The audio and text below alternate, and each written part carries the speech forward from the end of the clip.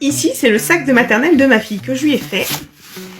Et ici, hop, vous voyez, c'est tout doux, donc c'est du cuir.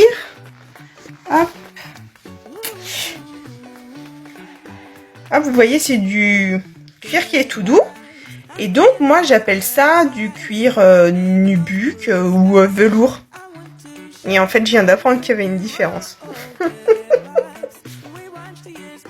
Alors, donc notre peau, quand on reprend, elle est constituée de l'épiderme, ensuite du derme, et il y a les tissus sous-cutanés.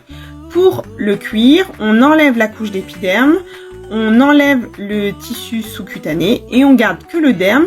Et on va avoir la partie supérieure qu'on va appeler le côté fleur et le côté côté chair, quoi. Celle du dessous.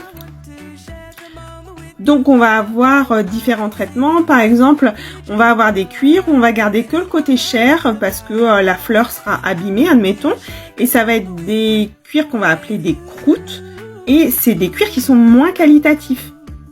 Par contre, un cuir pleine fleur, ça va être un cuir où on va avoir la chair et toute la fleur de présente. Et c'est des cuirs qui sont beaucoup plus coûteux et beaucoup plus qualitatifs.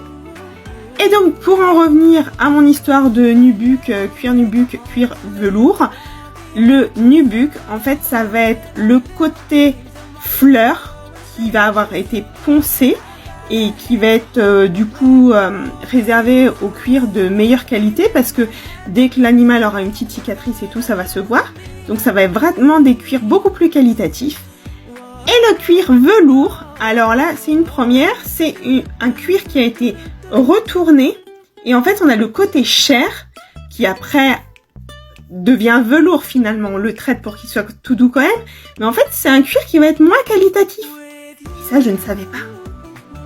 Et sinon, on rajoutera que quand on parle de daim, en fait, c'est pas du daim.